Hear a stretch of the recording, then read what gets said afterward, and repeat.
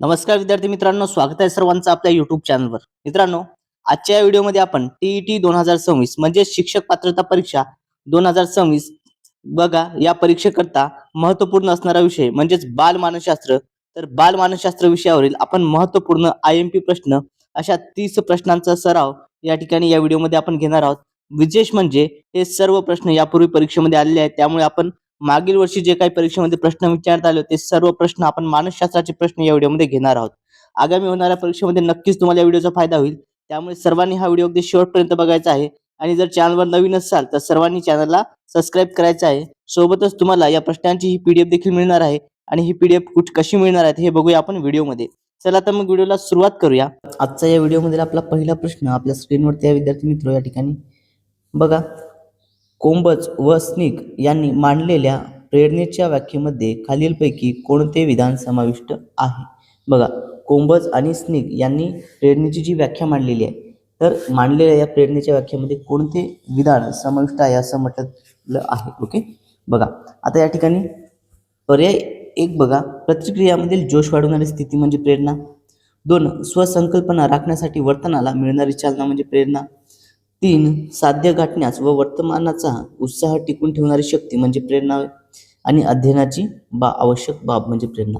तर आता कोंबज आणि स्निग जे आहेत, ओके, कोंबज व स्निग ओके जे आहेत यांनी प्रेरणेसंदर्भात काय म्हटलेलं आहे, यांच्यामध्ये नेमकी प्रेरणा म्हणजे काय हे आपण या ठिकाणी समजून घेऊया. ओके, यांच्यामध्ये प्रेरणा म्हणजे काय. विद्यार्थी मित्र, कोंबज आणि स्निग यांच्यामध्ये प्रेरणेचा अर्थ काय आहे तर स्वसंकल्पना राखण्यासाठी वर्तनाला मिळणारी चालना म्हणजेच काय या ठिकाणी प्रेरणा होय. ओके, बघा प्रेरणा या ठिकाणी क्लिअर आहे सर्वांना. आपण मागच्या एका सेशन्समध्ये प्रेरणेसंदर्भात खूप डिटेलमध्ये माहिती बघितली होती विद्यार्थी मित्र. ओके, पहा प्रेरणेचा आपण त्या ठिकाणी मनोरा देखील बघितला होता. तर प्रेरणा ही काय, आवश्यक उद्दिष्ट प्राप्त करण्यासाठी जी आपल्याला शक्ती प्रदान होते, जी भावना निर्माण होते, त्याला प्रेरणा असे म्हणतात. प्रेरणेचे विद्यार्थी मित्र जे आहे, ओके, प्रेरणा, तर प्रेरणेचे काही प्रकार देखील पडतात. यामध्ये आपण बघितलं 3 प्रकार बघितले होते. एक म्हणजे शारीरिक प्रेरणा, दुसरा होता तो म्हणजे व्यक्तिगत, आणि तिसरा प्रकार आपण बघितला होता तो म्हणजे सामाजिक प्रेरणेचा. ओके, शारीरिक, व्यक्तिगत आणि सामाजिक प्रेरणा असे आपण प्रेरणेचे 3 प्रकार त्या ठिकाणी बघितलं होतं. प्रेरणेने काय होतं की मानवी वर्तन जे आहे, मानवी वर्तनाला दिशा देण्याचे सामर्थ्य प्रेरणेमध्ये असतं. वर्तन पूर्ण होईपर्यंत प्रेरणा ही कार्यरत असते आणि प्रेरणेमुळे शारीरिक आणि मानसिक जो समतोल आहे हा साधल्या जातो. ओके, चला यानंतर पुढील प्रश्न बघूया.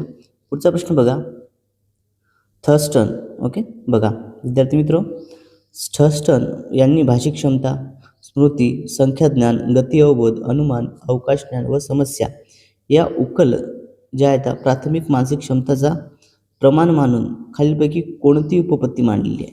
बघा या ठिकाणी प्रश्न हा लेंदी वाटतो विद्यार्थी मित्र. आपल्याला यामध्ये महत्त्वपूर्ण काही घटक समजून घ्यायचा आहे. एक म्हणजे काय तर त्या ठिकाणी समजून घ्या, आपल्याला परीक्षेत जे आहे पेपरमध्ये नेमकं विचारलं काय हे आपल्याला समजून घेणं खूप गरजेचं आहे. ओके, आपल्याला या ठिकाणी काय दिसतंय, या ठिकाणी आपल्याला दिसतंय थर्स्टन हा मानसशास्त्रज्ञ. ओके, थर्स्टन आणि थर्स्टन यांनी कोणती जी आहे, ओके, या मानून बुद्धीची कोणती उपपत्ती मांडली, काही संदर्भात गणित, संख्याज्ञान झालं, अवकाश ज्ञान, समस्या.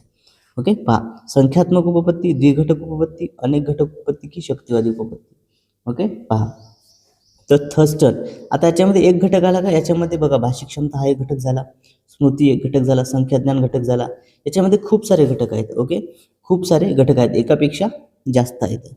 त्यामुळे काय या ठिकाणी पर्याय क्रमांक 3 अनेक घटक उपपत्ती हे आपल्या प्रश्नाचं योग्य असं उत्तर असणार आहे. ओके, अनेक घटक उपपत्ती ही कोणी मांडलेली आहे तर ही थर्स्टन यांनी मांडलेली आहे. ओके, थर्स्टन या मानसशास्त्रज्ञाने अनेक घटक उपपत्ती ही मांडलेली आहे. बघा आता आपल्याला या ज्या उपपत्त्या दिसतात, संख्यात्मक, द्विघटक, अनेक घटक, या सर्व उपपत्त्या काय आहेत बरं, या कशाच्या उपपत्त्या आहेत?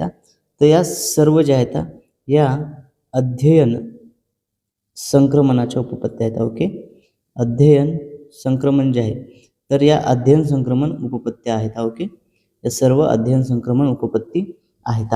यामध्ये आपण बघितलं की खूप सारे उपपत्ती येतात. त्याच्यामध्ये शक्तिवादी उपपत्ती आहे. ओके, आता शक्तिवादी काय म्हणते की मानसिक शक्तीने मानसशास्त्रावर आपला फार मोठा पगडा बसवलेला आहे अशी समजूत त्याच्यामध्ये दिसून येते. ओके, बघा यानंतर समान घटक उपपत्ती.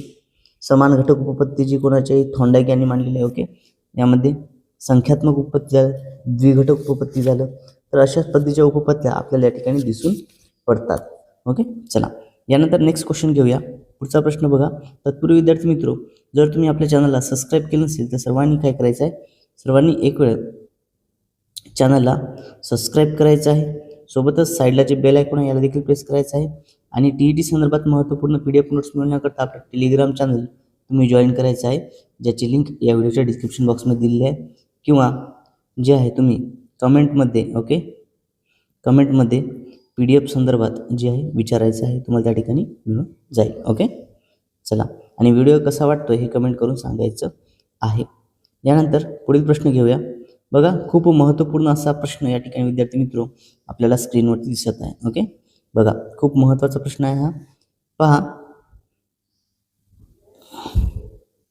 1990 मध्ये भावनिक बुद्धिमत्तेची उपपत्ती जॉन मेयर आणि डॅश यांनी मांडली. बघा जॉन मेयर सोबत कोणी जे आहे भावनिक बुद्धिमत्तेची उपपत्ती या ठिकाणी मांडली असा प्रश्न या ठिकाणी आपल्याला विचारलेला आहे. ओके, बघा आता बुद्धिमत्तेचे जे काही प्रकार होते, बघा भावनिक बुद्धिमत्ते संदर्भात आपल्याला प्रश्न विचारलेला आहे. कोणी मांडली बरं? Peter Salovey, William James, Dalip Singh की ब्रुनर?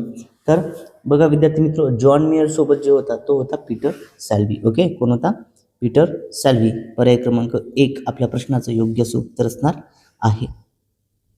पीटर सॅल्वी यांनी बघा जॉन मेयर आणि पीटर सॅल्वी यांनी 1990 मध्ये ओके कधी 1990 मध्ये भावनिक बुद्धिमत्ता ओके भावनिक बुद्धिमत्ता ही संकल्पना थोडीशी त्यांनी हे केली. मग यामध्ये जर बघितलं आपण तर जी उपपत्ती होती ही डॅनियल गोलमन ओके उपपत्ती संदर्भात कोणाचं होतं तर तो होता डॅनियल गोलमन होता. ओके, भावनिक बुद्धिमत्तेची उपपत्ती आहे डॅनियल गोलमन आणि उपपत्ती जी बुद्धिमत्तेची उपपत्ती जी यांनी मांडली होती पण सगळ्यात पहिले जर रिसर्च कोणी केली ओके बघा सर्वप्रथम जर या उपपत्तीबद्दल कोणी बोललं असेल तर ते बोलले होते डॅनियल गोलमन. ओके, भावनिक बुद्धिमत्ते संदर्भात. क्लिअर आहे सर्वांना? ओके, चला यानंतर पुढील प्रश्न बघा. खाली दिलेल्या मानसिक संघर्षाच्या परिणामापैकी कोणता परिणाम अयोग्य आहे? आपल्याला अयोग्य आहे म्हणजेच काय या ठिकाणी आपल्याला चुकीचा परिणाम ओळखायचा आहे. ओके, चुकीचा परिणाम आपल्याला या ठिकाणी ओळखायचा आहे. बघा व्यक्ती वैफल्याच्या तावडीत सापडते. मानसिक संघर्ष असेल तर व्यक्ती वैफल्याच्या तावडीत सापडते. ओके, बघा अगदी बरोबर आहे. पहा काय होते अशा वेळी व्यक्ती जी असते ही वैफल्याच्या तावडीमध्ये सापडत असते. ओके, बघा आता हे अगदी बरोबर आहे. या ठिकाणी व्यक्तीच्या कृती आणि युक्तीतील जोम वाढतो. आता मानसिक संघर्ष आहे तर त्या ठिकाणी काय त्याचा कृती आणि शक्तीतील जोड वाढतो का? नाही, हा वाढणार नाही. विषम समायोजन घडून येते, बरोबर आहे. जे काही करणार ते चुकीचं त्या ठिकाणी आणि व्यक्तीचा शक्तिक्षय होऊ शकतो, हे देखील बरोबर आहे. आता बघा आपल्याला या ठिकाणी चुकीचा परिणाम ओळखायचा होता. ओके, कोणता? तर मग दिलेल्या पर्यायापैकी पर्याय क्रमांक 2 व्यक्तीच्या कृती व युक्तीतील जोम वाढतो हा चुकीचा आहे. त्यामुळे पर्याय क्रमांक 2 या प्रश्नाचं योग्य उत्तर आहे. ओके, चला यानंतर पुढचा प्रश्न बघा. अत्यंत महत्त्वपूर्ण हा प्रश्न आहे विद्यार्थी मित्र. यावरती आपल्याला ओके परीक्षेमध्ये 100% या स्वरूपाचा प्रश्न बघायला मिळतो. त्यामुळे हा प्रश्न आपण IMP कॅटेगरीमध्ये कन्सिडर करूया. ओके, बघा IMP कन्सिडरमध्ये आपण याला कन्सिडर करूया. संरक्षण यंत्रणा ओके मानसशास्त्रामधील ज्या काही विविध संरक्षण यंत्रणा आहेत त्या कॅटेगरीमध्ये हा स्वरूपाचा प्रश्न हा आपल्याला दिसायला मिळतो. ओके, संरक्षण यंत्रणेमध्ये. आता बघा या ठिकाणी काय आहे प्रश्न आपण बघूया. बड्या व्यक्तीबरोबर काढलेले फोटो, तिचे आपल्याला आलेले एखादे पत्र इतरांना वाचून दाखवून आपली छाप पाडण्याचा प्रयत्न करणे म्हणजे डॅश संरक्षण यंत्रणेचा वापर करणे होय. बघा एखाद्या मोठ्या व्यक्तीने आपल्याला पत्र पाठवले, आपला एखाद्या मोठ्या व्यक्तीसोबत फोटो आहे, तो फोटो इतरांना दाखवायचा, त्यांनी आपल्याला पत्र केलं दाखवायचं, किंवा सध्याच्या कंडिशनमध्ये आपण आधुनिक युग त्यांनी आपल्याला केलेले मॅसेज दाखवणं किंवा हो हे सर्व जे घटक असतात आपले त्यासोबत असले फोटो आपण सोशल मीडियावरती पोस्ट करणं ओके असं दाखवून आपली इतरांवरती छाप पाडण्याचा प्रयत्न करणं ही कोणती संरक्षण यंत्रणा झाली? ओके, पर्याय बघा. 1 कृतक समर्थन, 2 प्रतिपूरण, 3 विस्थापन आणि 4 आहे तादात्म्य. तर काय असणार आहे या प्रश्नाचं उत्तर विद्यार्थी मित्र? तर बघा या ठिकाणी हे प्रश्न तुम्हाला व्यवस्थित समजून सांगतो. ओके, तर बघा या प्रश्नाचं उत्तर आहे विद्यार्थी मित्र पर्याय क्रमांक 5. ओके, पर्याय क्रमांक काय 4 तादात्म्य. ओके, याला काय म्हणतात? तादात्म्य. आपली छाप इतरांवर पाडण्याचा प्रयत्न करणे म्हणजेच काय रे बा? तर तादात्म्य. ओके, तादात्म्य या प्रकारची ही संरक्षण यंत्रणा झाली. यानंतर पुढील प्रश्न बघा. 2 समान अध्ययन परिस्थितीमध्ये विषयांश, ज्ञान, तंत्र, कौशल्य इत्यादी घटक व उद्दिष्ट यामध्ये समानता असेल तर अध्ययन संक्रमण होते. ही समान घटक उपपत्ती खालीलपैकी कोणत्या मानसशास्त्रज्ञाने मांडली? ओके, बघा यामध्ये काय म्हणलेलं आहे आपल्याला? समान घटक उपपत्ती कोणत्या मानसशास्त्रज्ञाने मांडली हे आपल्याला ओळखायचं आहे. ओके, बघा पॅव्लॉन, बँगले, जड की थॉर्नडाईक. विद्यार्थी मित्र यामध्ये पर्याय क्रमांक 4 थॉर्नडाईक हे आपल्या प्रश्नाचं योग्य असं उत्तर आहे. ओके, थॉर्नडाईक यांनी समान घटक उपपत्ती जी आहे मांडली आहे. ओके, कोणी मांडलेली आहे? थॉर्नडाईक यांनी समान घटक उपपत्ती ही मांडली आहे. बघा अध्ययन संक्रमणाच्या उपपत्त्या ज्या आहेत यामध्ये थॉर्नडाईक यांची ही उपपत्ती आहे विद्यार्थी मित्र. याला थिअरी ऑफ आयडेंटिकल कंपोनंट्स असं म्हणतात. काय म्हणतात? Theory of identical components.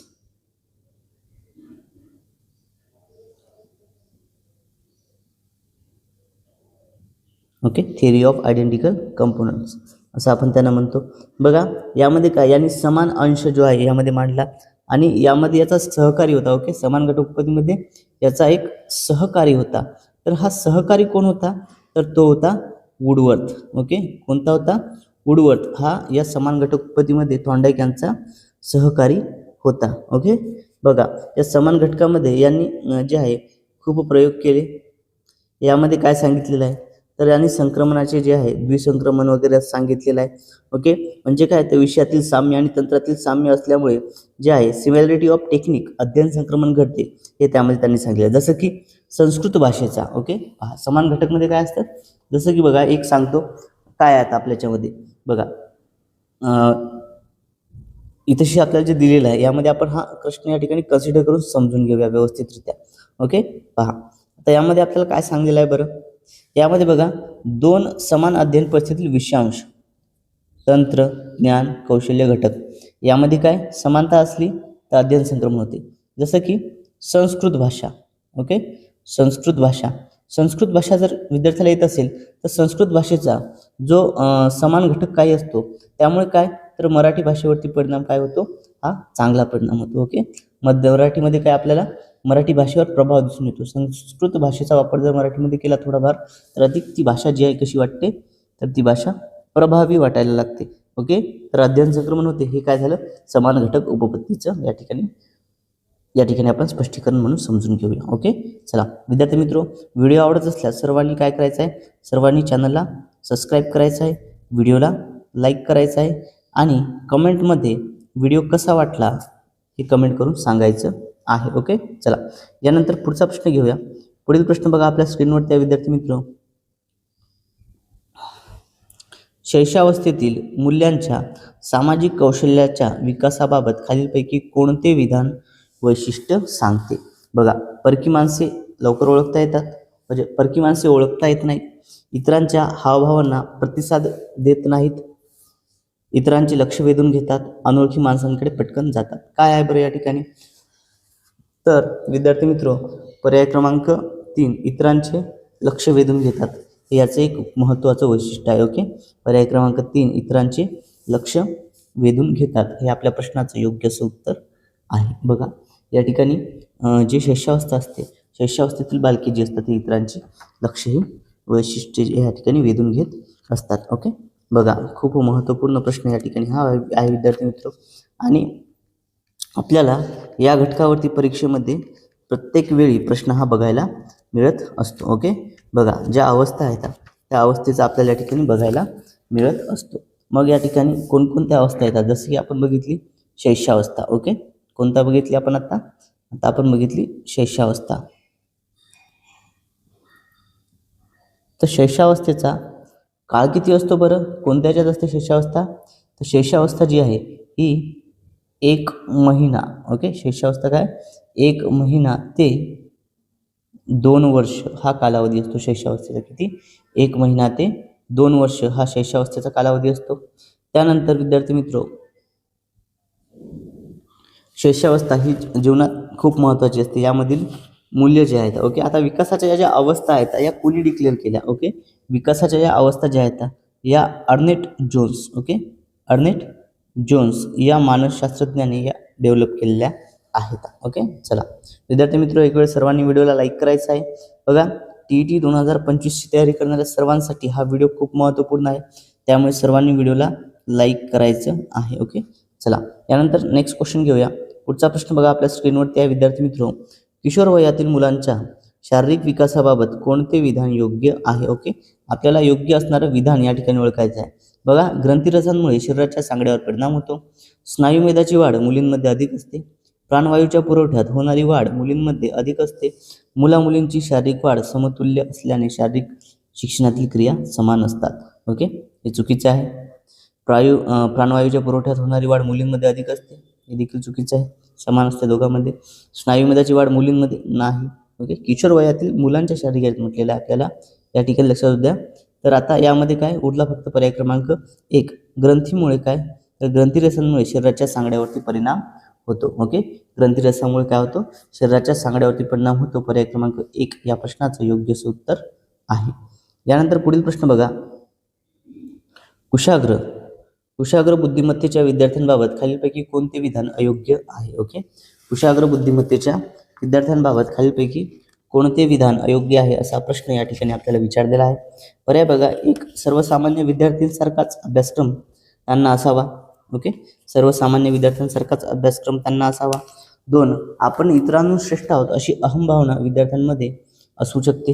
Okay, बघा, आपण इतरांपेक्षा श्रेष्ठ आहोत, अगदी हुशार आहेत ते, त्यांच्यामध्ये ही भावना जी आपण इतरांपेक्षा वेगळे आहोत, आपण इतरांपेक्षा श्रेष्ठ आहोत, ही अहंभावना त्याच्यामध्ये असू शकते. हे बरोबर आहे. ओके, त्यानंतर शिक्षकांसाठी ते विद्यार्थी प्रतिस्पर्ध्यांसारखे असतात. ते शिक्षकांसंदर्भात काय ठेवतात? आपण प्रतिस्पर्ध्यासारखे असतात. ओके, हे देखील वाक्य या ठिकाणी बरोबर आहे. हे देखील विधान बरोबर आहे. त्यानंतर अभ्यासक्रम सोपा वाटल्याने विद्यार्थी वर्गात लक्ष देत नाही, हे देखील घडतं. यामध्ये काय? तर सर्वसामान्य विद्यार्थ्यांना त्यांना अभ्यासक्रम असावा का नाही, हे या ठिकाणी योग्य विधान नाही. त्यामुळे पर्याय क्रमांक 1 आपल्या या प्रश्नाचं योग्य असं उत्तर आहे. ओके, चला यानंतर पुढचा प्रश्न बघा. पुढील प्रश्न,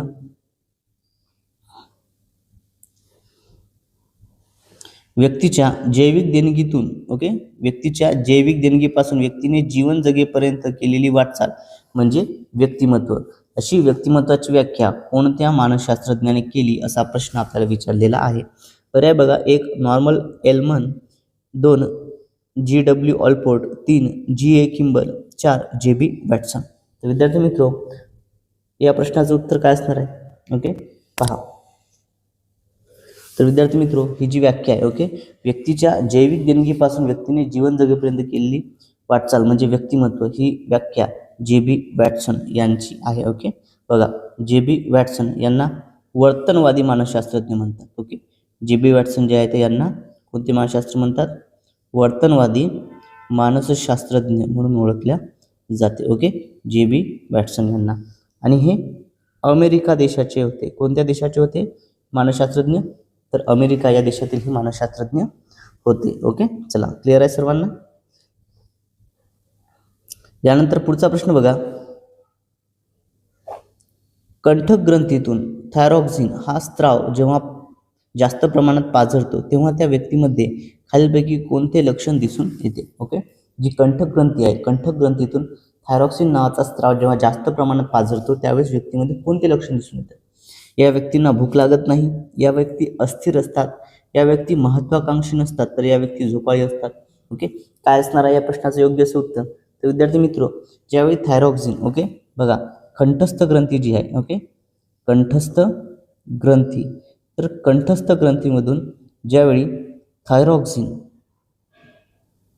कंठस्थ ग्रंथीमधून ज्यावेळेस थायरॉक्सिन हा जास्त प्रमाणात होतो त्यावेळी काय?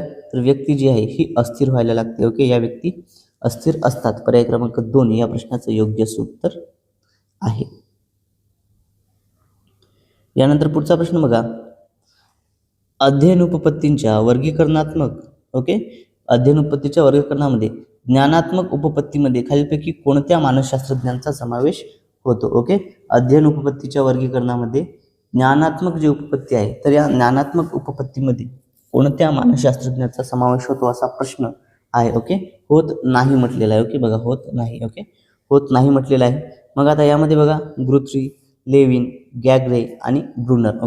बघा, तर ज्ञानात्मक उपपत्ती जी आहे विद्यार्थी मित्र, ज्ञानात्मक उपपत्ती, तर या ज्ञानात्मक उपपत्तीच्या याच्यामध्ये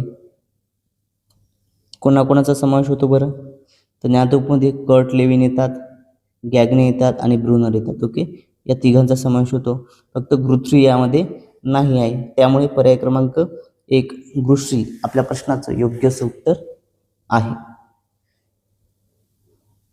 यानंतर पुढचा प्रश्न बघा, व्यक्ती व तिच्या भोवतालचे वातावरण. व्यक्ती व तिच्या भोवतालचे वातावरण यांच्यातील आंतरक्रियातून मर्मदृष्टी प्राप्त होते.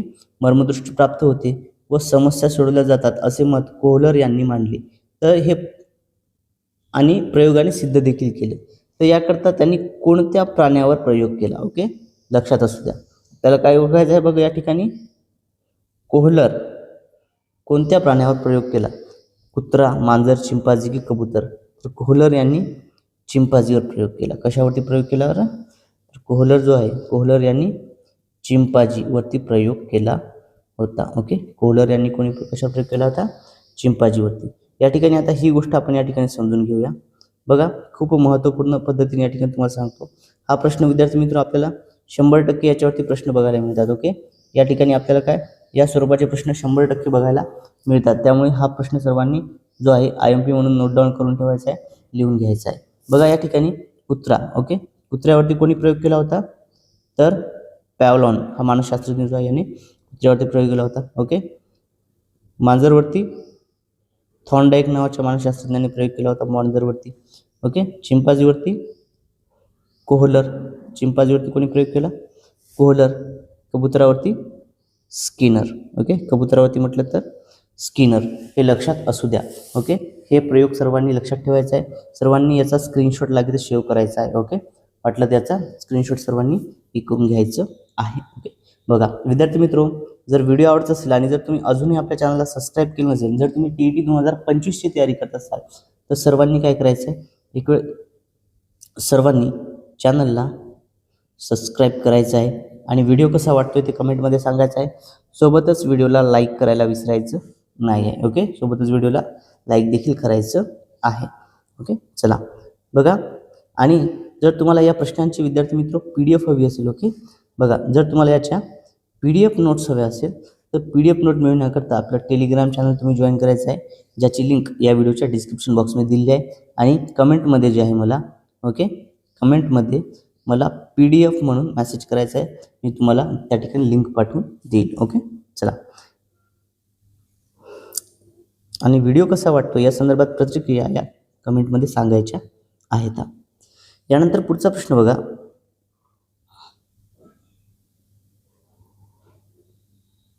बघा, खाली अध्यापन प्रक्रियेचे स्वरूप सांगणारी विधाने दिली आहेत. त्यापैकी कोणते विधान योग्य नाही? योग्य नसणारं विधान आपल्याला ओळखायचं आहे.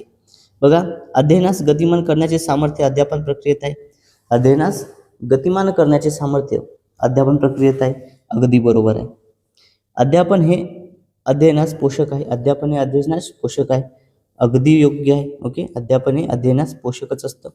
त्यानंतर अध्यापन हे नैसर्गिक व सहज आहे. नैसर्गिक आणि सहज आहे का? नाही. अध्यापन हे नैसर्गिक आणि सहज नाही. अध्यापनात शिक्षक आणि अध्ययनार्थी आणि विषय या तिन्ही घटक असतात. बरोबर आहे. शिक्षक असतो, अध्ययनार्थी म्हणजे विद्यार्थी देखील त्या ठिकाणी असतो आणि विषय असतो. शिक्षक जे विषय हे 3 घटक त्यामध्ये असतात.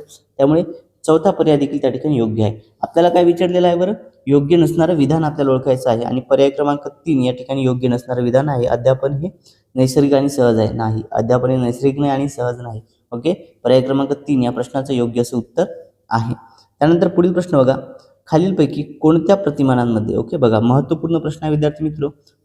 अध्यापन प्रतिमाने यावरती देखील आपल्याला प्रश्न बघायला मिळतो. तर आपल्याला या ठिकाणी आता ओळखायचं आहे. पहा या ठिकाणी काय म्हणतंय, तर खालीलपैकी कोणत्या प्रतिमानामध्ये दिलेले प्रतिमान आहेत, कोणत्या प्रतिमानामध्ये आपल्याला आजूबाजूच्या अनिष्ट प्रश्नांचे ओके निरीक्षण करणे, त्यासंबंधी चर्चा करणे, अनिष्ट प्रथांच्या बळी झालेल्या जे असतात या व्यक्तींच्या मुलाखती घेणे इत्यादी गोष्टींचा विचार केला जातो. ओके, बघा आता आपल्या आजूबाजूला जे काही अनिष्ट प्रथा आहेत त्याचे अनिष्ट निरीक्षण घडले, ज्यांचं काही व्यक्ती जे असतात अनिष्ट प्रथांना बळी पडतात तर त्यांची मुलाखत घेणे. ओके, अशा व्यक्तींची मुलाखत घेणे या गोष्टींचा विचार कोणत्या प्रतिमानामध्ये होतो? व्यक्तिगत विकास प्रतिमाने, सामाजिक आंतरक्रिया प्रतिमाने, ज्ञान प्रक्रियाकरण प्रतिमाने की वर्तन परिवर्तन प्रतिमाने. विद्यार्थी मित्र, यामध्ये बघा हा सर्व जो घटक आहे हा कसा आहे? सामाजिक घटक झाला. ओके, हा सर्व कसा आहे? सामाजिक घटक आहे. त्यामुळे या प्रश्नाचं उत्तर काय असणार आहे? पर्याय क्रमांक 2 सामाजिक आंतरक्रिया प्रतिमाने, पर्याय क्रमांक 2 या प्रश्नाचं योग्य असं उत्तर आहे. ओके, बघा अध्यापनाची प्रतिमाने जे असतात या संदर्भात आपल्याला हा प्रश्न बघायला मिळालेला आहे विद्यार्थी मित्र. ओके, बघा आता अध्यापनाची प्रतिमाने जे आहेत, अध्यापन प्रतिमानेमध्ये महत्त्वपूर्ण आपल्याला काय काय समजून घ्यावं लागेल. जे आपण शैक्षणिक साहित्य म्हणतो ना शिक्षणामध्ये, त्यालाच अध्यापन प्रतिमाने असं देखील म्हणतात. ओके, शिक्षणातील शैक्षणिक साहित्य म्हणजेच काय? अध्यापन प्रतिमाने. मग आता अध्यापन प्रतिमानाचे जनक कोण आहेत बरं? ओके, बघा हा एक मुद्दा महत्त्वाचा आहे. अध्यापन प्रतिमानाचे जनक या ठिकाणी आपण समजून घेऊया. बघा अध्यापन प्रतिमानाचे जनक कोणास म्हणतात? तर अध्यापन प्रतिमानाचे जनक आहेत डॉक्टर जॉस ब्रुईस. ओके, डॉक्टर ब्रूस जॉइस व मार्शविल. ओके, कोण आहेत? डॉक्टर ब्रूस जॉइस व मार्शविल हे आहेत अध्यापन प्रतिमानाचे जनक. आता अध्यापनाची प्रतिमाने म्हणजे काय? तर एक प्रकारचं नियोजन. ओके, एक प्रकारचं नियोजन किंवा नमुना होय. यामुळे काय होतं? तर या प्रतिमानामुळे काय? अभ्यासक्रमाची रचना जी आहे, ओके, जो आपला अभ्यासक्रम आहे, ओके, अभ्यासक्रम याची रचना व वर्गात कसं करता येते आणि वर्गातील अध्यापनाला योग्य दिशाही देता येते. ओके, क्लिअर आहे सर्वांना? अध्यापन प्रतिमानाचे ज्ञान प्रक्रियाकरण, व्यक्तिगत, सामाजिक, आंतरक्रिया हे आहेत हे प्रकार पडतात. ओके, यानंतर पुढील प्रश्न घेऊया विद्यार्थी मित्रो. तत्पूर्वी जर अजूनही तुम्ही चॅनलला सबस्क्राईब केले असेल तर सर्वांनी चॅनलला सबस्क्राईब करून घ्यायचं आहे. ओके, चला बघा, अध्ययन म्हणजे अशी कृती जी नव्या परिस्थितीला प्रतिसाद देण्याचे आयोजन करते. अध्ययन म्हणजे अशी कृती जी नव्या परिस्थितीला प्रतिसाद देण्याचे आयोजन करते. अशी व्याख्या खालीलपैकी कोणत्या मानसशास्त्रज्ञाने केलेली आहे? अध्ययनाची व्याख्या म्हटलेलं आहे या ठिकाणी John Locke, John Herbert, William Schramm आणि गॅरेट. विद्यार्थी मित्रो, अध्ययन म्हणजे अशी कृती जी नव्या परिस्थितीला प्रतिसाद देण्याचे आयोजन करते. ही जी व्याख्या आहे ही कोणी केलेली आहे? तर ही गॅरेट या मानसशास्त्रज्ञाने केलेली आहे. कोणी? गॅरेट. पर्याय क्रमांक 4 या प्रश्नाचं योग्य असं उत्तर आहे. यानंतर पुढचा प्रश्न बघा, खाली दिलेल्या अध्ययनाविषयीच्या विधानामध्ये कोणते विधान योग्य नाही? ओके, कोणते विधान योग्य नाही म्हणजेच आपल्याला या ठिकाणी अयोग्य विधान, चुकीचं विधान जे आहे ते ओळखायचं आहे. पर्याय बघा, 1 वाढत्या वयात होणारे नैसर्गिक बदल म्हणजे अध्ययनच होय. 2 अध्ययन प्रक्रियेत अनुभव घेणे, अनुभवातून वर्तन सुधारणे या गोष्टींना महत्त्व असते. 3 लहान मूल जेव्हा 2 पायावर आधाराशिवाय उभं राहते तेव्हा त्याला अध्ययन म्हणू शकतो. 4 अध्ययन म्हणजे वर्तनातील कायमस्वरूपी घडून येणारा अपेक्षित बदल होय. तर विद्यार्थी मित्र, या ठिकाणी काय असतं बघा, या ठिकाणी जे आहे अध्ययनाच्या संदर्भात जर आपण बघतो म्हटलं तर या ठिकाणी काय आपल्याला म्हणता येईल? तर वाढत्या वयात होणारे नैसर्गिक बदल म्हणजे अध्ययन होय. नैसर्गिक बदल हे अध्ययन आहे का? हे नाही आहे. बाकी अध्ययन प्रक्रियेत अनुभव घेणे, अनुभवातून वर्तन सुधारणे या दोन्ही गोष्टींना महत्त्व असते. अगदी बरोबर आहे. जेव्हा लहान मूल 2 पायांवर आधारित उभे राहते तेव्हा त्याला आपण अध्ययन म्हणू शकतो. Obviously correct. अध्ययन म्हणजे वर्तनातील कायमस्वरूपी घडून येणारा बदल. यस, हे देखील योग्य आहे. मग या ठिकाणी फक्त एकच विधान चुकीचं आहे आणि तेच आपल्या प्रश्नाचं उत्तर आहे, ते म्हणजे वाढत्या वयात होणारे नैसर्गिक बदल म्हणजेच अध्ययन होय. हे आपल्या प्रश्नाचं या ठिकाणी योग्य असं उत्तर आहे. यानंतर पुढचा प्रश्न बघा, धारणेचे मापन करताना खालीलपैकी कोणती पद्धती वापरली जात नाही? ओके, वापरली जात नाही या ठिकाणी आपल्याला म्हटलेलं आहे. बघा, प्रत्यावहन, प्रत्याभिज्ञान, पुनरुज्ञान की पठन पद्धती. तर धारणेचे मापन करत असताना कोणती पद्धती वापरली जात नाही बरं? तर धारणेचे मापन करत असताना या ठिकाणी कोणती? तर पठन पद्धती वापरली जात नाही. पर्याय क्रमांक 4 आपल्या या प्रश्नाचं योग्य असं उत्तर आहे. यानंतर पुढील प्रश्न बघा. कितीही प्रयत्न केले तरी प्रगतीच्या एका विशिष्ट मर्यादेपलीकडे आपण जाऊ शकत नाही. तो अध्ययन वक्राचा टप्पा म्हणजे डॅश डॅश होय.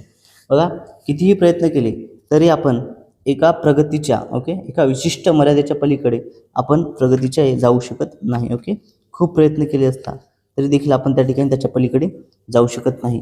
तर अध्ययन वक्राचा हा टप्पा म्हणजे काय, असा प्रश्न या ठिकाणी आपल्याला विचारलेला आहे. बघा, अंतिम प्रगतीचा काळ, पठारावस्था, शारीरिक व मानसिक परिसीमा आणि मंद प्रगतीचा काळ.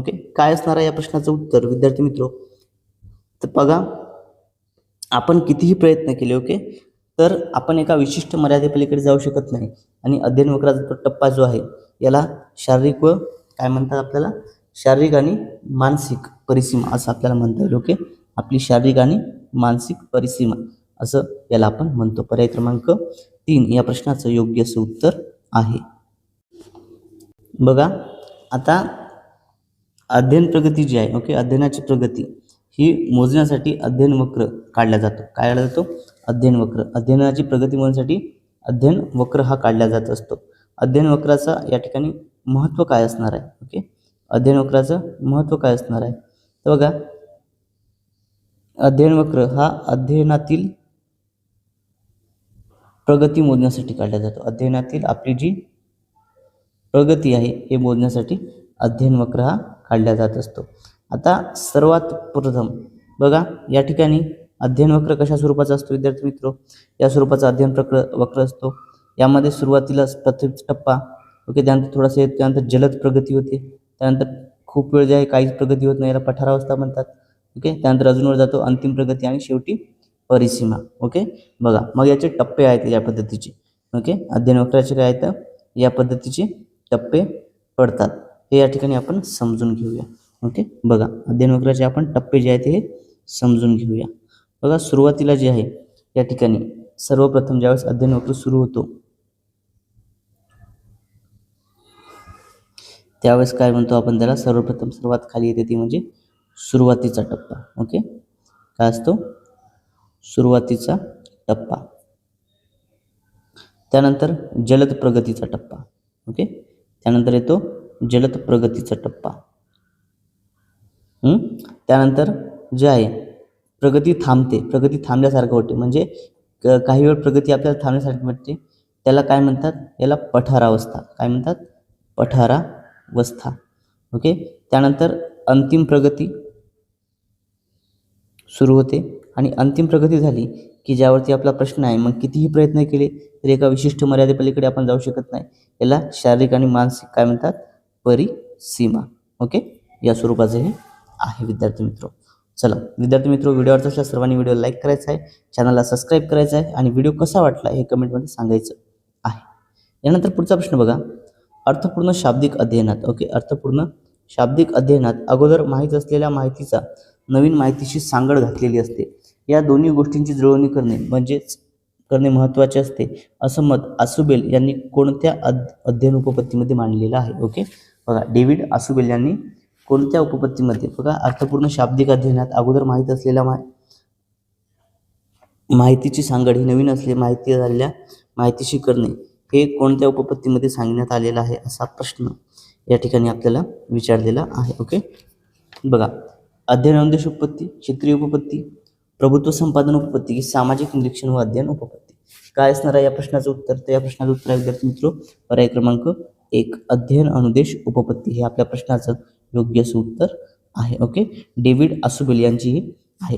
त्यानंतर क्षेत्रीय उपपत्ती जी आहे आपण बघितलं कर्ट लेविन. क्षेत्रीय उपपत्ती जी आहे ही कर्ट लेविन यांची आहे क्षेत्रीय उपपत्ती.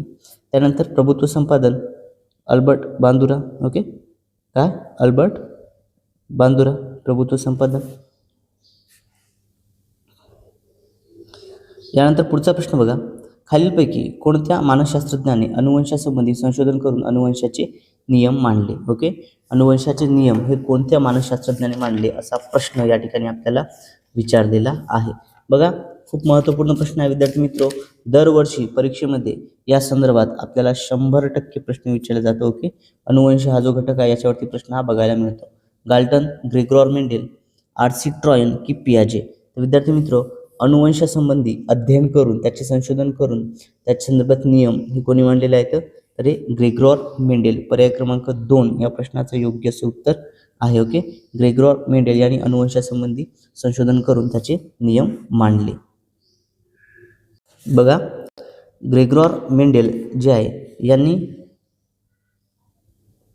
1860 मध्ये, ओके, कधी 1807 मध्ये यांनी प्रगत संशोधन केले आणि कशावर केले होते तर वाटाण्यावर. ओके, कशावर? वाटाण्यावर संशोधन करून यांनी काय तर त्यात संकर घडून आणला आणि त्यांनी सांगितले की या प्रयोगाने सांगितले की मागील पिढीमधील 3 पिढ्यांचे जे गुणदोष असतात ते पुढील पिढीमध्ये संक्रमित होत असतात हे त्यांनी शोधून काढले. मग यामध्ये त्यांनी काय सांगितलं विद्यार्थी मित्र तर यांनी जैविक वारसा सांगितला. ओके, काय सांगितलेला आहे यांनी यामध्ये? जैविक वारसा. आता हा जैविक वारसा कशा पद्धतीचा यामध्ये समजून घ्या. ओके, बघा, यामध्ये तर आई वडील, आजी आजोबा, आई वडील, आजी आजोबा, त्यानंतर पणजोबा. ओके, पणजी पणजोबा. पहा, या संदर्भात त्यांनी सांगितलेलं आहे यामध्ये. आता यामध्ये सांगत असताना त्यांनी यामध्ये सांगितलं की आई वडिलांकडून जे असतात 50% गुणदोष संक्रमित होतात. ओके, 50% जैविक वारसा त्यामुळे मिळतो. ओके, बघा, तर 25% आजी आजोबांकडून, 25% जो आहे आजी आजोबांकडून आणि पणजी पणजोबाकडून देखील 25% जैविक वारसा हा मिळत असतो असं यामध्ये त्यांनी सांगितलं होतं. ओके, बघा, क्लिअर आहे सर्वांना? बघा, अध्ययनात संक्रमण करून या अनुवंशाचे नियम जे आहेत ते ग्रेगोर मेंडेल या मानसशास्त्रज्ञांनी मांडलेली आहेत. यानंतर पुढचा प्रश्न बघा, विद्यार्थ्यांमध्ये आढळणारे व्यक्तिभेद भिन्न परिस्थितीमुळे निर्माण झालेले असतात. यासाठी शिक्षकांनी व्यक्तिभेदाची शास्त्रीय माहिती घेऊन विद्यार्थ्यांना अध्यापन करावे आणि हे करताना शिक्षकांनी खालीलपैकी कोणती बाब टाळावी. ओके, बघा, उपजत शक्तींच्या विकासासाठी योग्य शैक्षणिक संस्कार द्यावेत. क्षमतांच्या जास्तीत जास्त, ओके, हे केलंच पाहिजे. क्षमतांचा जास्तीत जास्त विकास साधण्यासाठी दृष्टीने सुयोग्य परिस्थिती निर्माण करावी. अगदी बरोबर. विशिष्ट परिस्थिती निर्माण केली की विशिष्ट प्रकारचा विकास साधता येईल हे गृहीत धरून, ओके, विशिष्ट परिस्थिती निर्माण केली की विशिष्ट प्रकारचा विकास साधता येईल हे गृहीत धरून विकास जे आहे त्या दृष्टीने प्रयत्न करावे. बघा, या ठिकाणी असं असलं पाहिजे का? नाही. ओके, नाही. यामध्ये पर्याय क्रमांक 3 आपल्या या प्रश्नाचं योग्य असं उत्तर आहे. त्यानंतर पुढचा प्रश्न बघा, बाह्य उद्दीपकासंबंधी, ओके, बाह्य उद्दीपकासंबंधी अगदी प्रथम होणारी मानसिक स्वरूपाची क्रिया म्हणजे संवेदना. यापैकी आपल्याला कोणतं विधान असत्य आहे हे आपल्याला ओळखायचं आहे. एकदा चेतक दिसला की ज्ञानेंद्रिय उद्दीपित होतात. चेतक दिसला की ज्ञानेंद्रिय उद्दीपित होतात. अगदी बरोबर आहे. ओके, अगदी हे वाक्य बरोबर आहे. ज्ञानेंद्रियांच्या बाह्य वस्तूचा चेतकावर परिणाम होतो. ज्ञानेंद्रियाची बाह्य वस्तू आहे तिचा चेतकावर परिणाम होतो. अगदी बरोबर आहे. चेतकावर झालेला परिणाम मज्जातंतूमार्फत मेंदूकडे पाठवला जातो. हे देखील अगदी बरोबर आहे. आणि संवेदना या मिश्रित स्वरूपाच्या असतात? नाही, संवेदना या मिश्रित स्वरूपाच्या नसतात. असतात का? नसतात. ओके, या मिश्रित स्वरूपाच्या नसतात. त्यामुळे पर्याय क्रमांक 4 या प्रश्नाचं योग्य असं उत्तर आहे. यानंतर बघा, समोर उद्दीपक नसताना पूर्वी घेतलेल्या अनुभवांचे मनातल्या मनात पुनरुज्जीवन करता येणे आणि या अनुभवाचे मनशक्ती पुढे आणता येणे यालाच डॅश असे म्हणतात. याला काय म्हणतात बरं? त्याला आपण प्रतिमा म्हणतो. पर्याय क्रमांक 2 प्रतिमा या प्रश्नाचं योग्य असं उत्तर आहे. यानंतर पुढचा प्रश्न बघा, अत्यंत महत्त्वपूर्ण हा प्रश्न आहे विद्यार्थी मित्र. या स्वरूपाचे प्रश्न आपल्याला परीक्षेमध्ये 100% बघायला मिळतील. ओके, चला, चित्रपट पाहून झाल्यानंतर बऱ्याच दिवसांनी चित्रपटातला एखादा प्रसंग जशाच्या तसा आठवणे आणि एकदा पाहिलेल्या क्रिकेटचा सामना मनपटलावर जशाच्या तसा साकार होणे हे खालीलपैकी कोणत्या कल्पनेच्या प्रकारामुळे घडते? ओके, बघा, व्यावहारिक कल्पना, स्वैर कल्पना, पुनरुत्पादित कल्पना की सौंदर्याधिष्ठ कल्पना. तर विद्यार्थी मित्र, या ठिकाणी कोणती कल्पना म्हणता येईल आपल्याला याला? ओके, आपण एकदा क्रिकेटचा सामना पाहिला तर तो आपल्या डोक्यावरती कायम राहतो. ओके, तर तो आपल्या डोक्यावरती कायम राहतो, आपल्याला जसं आठवतो. चित्रपट बघितला त्यातला प्रसंग जसा तसा आठवतो. ही कोणत्या प्रकारची कल्पना आहे बरं? कोणत्या प्रकारच्या कल्पना आपल्याला म्हणता येईल याला? तर हे झाले कल्पनेचा कोणता प्रकार झाला? तर या पुनरुत्पादित, आपण पुन्हा निर्माण करू शकतो ना त्या. ओके, जशाच्या तशा पुनर्निर्माण होतात. त्यामुळे पर्याय क्रमांक 3 पुनरुत्पादित कल्पना हे आपल्या प्रश्नाचं योग्य असं उत्तर आहे. बघा, पुनरुत्पादित कल्पना म्हणजे काय? तर आपल्या पूर्वानुभवाचे स्मरण या ठिकाणी होते. आपल्याला काय होत असतं पुनरुत्पादित कल्पनांमध्ये? आपल्याला आपल्या पूर्वानुभवांचं स्मरण होत असते आणि ही एक मानसिक प्रक्रिया अंतर्भूत असते. आपणास विचार करून चालणं ही ऑटोमॅटिक त्या ठिकाणी घडत असते आणि पूर्वी घडलेल्या आपल्या आयुष्यामध्ये पूर्वी घडलेल्या घटना प्रतिमांच्या स्वरूपात मनाच्या पडद्यावर तयार होतो आणि त्या पुनरुत्पादित कल्पना असतात असं देखील आपण त्या ठिकाणी म्हणतो. त्यानंतर व्यवहारिक कल्पना विद्यार्थी मित्र आपल्याला बघता येईल. व्यवहारिक कल्पना कोणती असते बरं? विचार प्रक्रिया आपण ज्याला म्हणतो. प्रक्रियेचे काही प्रकार पडतात. ओके, नंतर सौंदर्याधिष्ठ प्रक्रिया. ओके, सौंदर्याधिष्ठ हे खूप महत्त्वपूर्ण या ठिकाणी प्रकार या ठिकाणी आपण त्याला म्हणू शकतो.